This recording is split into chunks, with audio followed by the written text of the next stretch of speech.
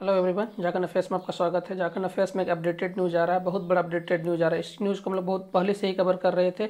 ये हेमंत सोरेन का खनन पट्टा का केस, माइनिंग लीज का केस, खनन पट्टा केस दो जगह गया हुआ था। एक इन्होंने एक एसएलपी दायर की थी, special leave petition, supreme court में, और एक झारखंड के राज्यपाल के थ्रू से ये इलेक्शन कमीशन के पास गया हुआ था। आपको हमने बताया था कि इन्होंने इलेक्शन कमीशन का, राज्यपाल ने इस पर एक विमर्श मांगा था इलेक्शन कमीशन के पास, क्योंकि बीजेपी के कुछ लोग, बीजेपी के नेताओं ने इन पर एक धारा, जनप्रतिनिधि कानून का उल्लंघन का इन पर केस पटाया था। इन्होंने जब ये मंत्री पद में ही थे और उन्होंने अपने नाम पर खनन पट्टा रखा था, तो ये एक ऑफिस ऑफ प्रॉफिट का केस आ जाता है। इस केस को आपको हमने बहुत पहले बताया था। इन पर अगर ये केस सिद्ध होता है, केस सिद्ध होने का बहुत ज़्यादा चांसेस है, क्योंकि ऐसा लग रहा है इस पर सुनवाई आ गई है और इसको लेकर के एक बंद लिफाफे में, मतलब एक क्लोज सुनवाई को लेकर के इलेक्शन कमीशन ने इस लेटर को किनको दे दिया है,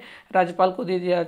राज्यपाल को दे दिया है, रमेश बैस को दे दिया है, झारखंड के राज्यपाल रमेश बैस को दे दिया है। तो लगभग 2 से 3 बजे तक, 3 बजे से 3 से साढ़े 3 बजे तक अगर ये रांची पहुंच जाते हैं तो राज्यपाल, तो उसका एक प्रोटोकॉल के तहत, क्योंकि चीज़ें सबको पता है लेकिन पब्लिक डोमेन में उसको इस तरह से ये नहीं किया जाता है, एक प्रोटोकॉल के तहत उस चीज़ों को राजभवन में ही उसको रजिस्टर्ड वे में एक तरह से उसको ये किया जाएगा, डिस्क्लोज किया जाएगा। अगर उसमें से केस को, अगर ज़्यादातर लोगों का कहना है कि ये इनकी सदस्यता, MLC, member of legislative council, कहाँ से हैं, ये बरहेट के विधायक हैं, बरहेट के विधायक है, यही वहीं बरहेट के विधायक, जहाँ के विधायक प्रतिनिधि पंकज मिश्रा भी एक केस में ईडी के द्वारा पहले से ही दबोचे गए हैं, और वहीं के बरहेट के विधायक हेमंत सोरेन वहाँ के, उनकी एमएलसी, मतलब उनके एमएलए है, यहाँ के MLA, member of legislative MLA हैं यहाँ के, तो वहाँ का उनकी सदस्यता चली जाएगी। किसके तहत? ऑफिस ऑफ प्रॉफिट के तहत। ये धारा 9A का उल्लंघन है लगभग 48 घंटे में। तो अगर इनकी सदस्यता चली जाएगी तो ये अब इनको फिर से चुनाव लड़के फिर से दोबारा जितना बढ़े, यार कोई जगह खाली मिलता है तब तो कुछ समय के लिए इनको अब मुख्यमंत्री पद से त्यागपत्र देना पड़ेगा। तो ये अब हलचल बढ़ गई है जेएमएम में, यही कि जेएमएम में हलचल बढ़ गई है। तो इनके लिए अब सब्स्टिट्यूट की तलाश की जा रही है यूपीए के द्वारा सब्स्टिट्यूट की तलाश की जा रही है। और जेएमएम और अपने विधायकों को, मतलब अभी क्लोज कांटेक्ट में रह रहा है, क्योंकि सरकार में बहुत ज़्यादा हलचल बढ़ रही है। 81 कैंडिडेट में से 30 कैंडिडेट जेएमएम के थे, 18 कांग्रेस के थे, इन दोनों के ये में से। और उसके बाद एक माकपा के, एक राजद के थे, एक माकपा के थे। तो इनके समर्थन के थ्रू से ये सरकार चल रही थी। तो ये लोग अभी क्लोज कांटेक्ट में है। इनको एक सब्स्टिट्यूट की तलाश है कि मतलब इनके बदले किनको रखा जाए। अगर हेमंत सोरेन अगर मुख्यमंत्री पर से, सरकार गिरने वाली नहीं है, लेकिन अगर मुख्यमंत्री है और बहुत बड़े केस में फंस जाते हैं, तो ये उस समय का केस है जब इन्होंने रमेश बैस को, राज्यपाल को ज्ञापन दिया था। राज्यपाल ने इससे परामर्श मांगा था। किससे मांगा था परामर्श? इलेक्शन कमीशन से, क्योंकि इलेक्शन कमीशन ही उसकी सदस्यता की वैलिडिटी की जांच कर सकता है। तो अगर इन्होंने, इलेक्शन कमीशन ने अगर इसको वैलिड पाया, अगर ये दोष सही पाया, तो इनको, हेमंत सोरेन को अपनी सदस्यता गंवानी पड़ सकती है। और जैसा है हलचल लग रहा है कि अब ये कंफर्म ऑलमोस्ट हो गया है 99% के हेमंत सोरेन को अब उनकी सदस्यता गंवानी पड़ सकती है। बरहेट के विधायक, मतलब बरहेट में फिर से चुनाव होगा। अगर बरहेट के विधायक, मतलब इनकी सदस्यता जाएगी, तो वहाँ पर फिर से अलग से चुनाव उनका कराया जाएगा, क्योंकि वहाँ के सदस्य खाली हो जाएगा। 6 महीने के अंदर फिर से वहाँ पर चुनाव कराया जाएगा।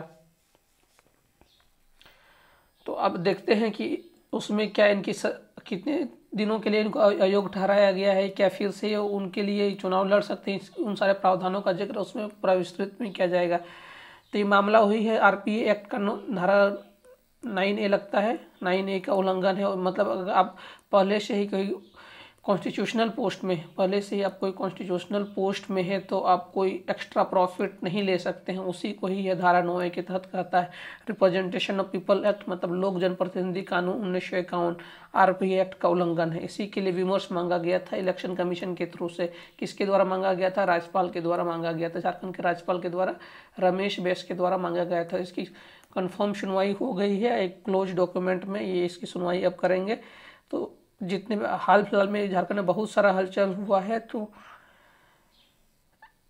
सरकार अभी कंट्रोल में छोड़ना नहीं चाहती है, सरकार अपना कंट्रोल नहीं छोड़ना चाहती है। तो इसके विकल्प को लेकर के बहुत सारे लोगों का नाम रखा जा रहा है। तो सबसे पहला नाम आ रहा उनकी पत्नी, एक कल्पना सोरेन का, हेमंत सोरेन की पत्नी कल्पना सोरेन का दूसरा नंबर आता है।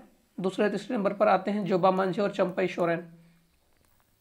तो ये 3 प्रमुख नाम हैं। अगर हेमंत सोरेन को अगर इसमें दोषी पाए जाते हैं तो चांसेस बहुत ज़्यादा है, 99% चांसेस हैं कि इन्होंने दोषी हैं, क्योंकि कयास लगाए जा रहे हैं।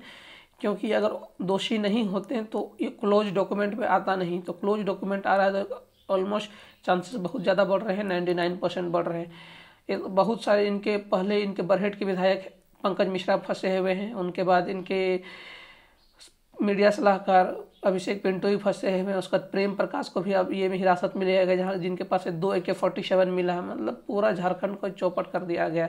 और उसके बाद एग्ज़ाम का कहाँ कहाँ पर घपला वो सब तो छोड़िए ही।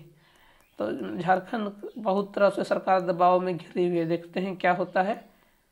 और चांसेस तो बहुत ज़्यादा है, शाम तक आप लोगों को अपडेट कर दिया जाएगा। बहुत ज़्यादा चांसेस है, 90% से ज़्यादा चांसेस है, 99% चांसेस है हेमंत सोरेन को सदस्यता गंवानी पड़ सकती है और CM पद से त्यागपत्र देना पड़ सकता है। आपकी क्या राय है कमेंट सेक्शन में दें। हमारे साथ जरूर से जरूर जुड़े रहें और इस वीडियो को देखने के लिए आपका बहुत बहुत धन्यवाद।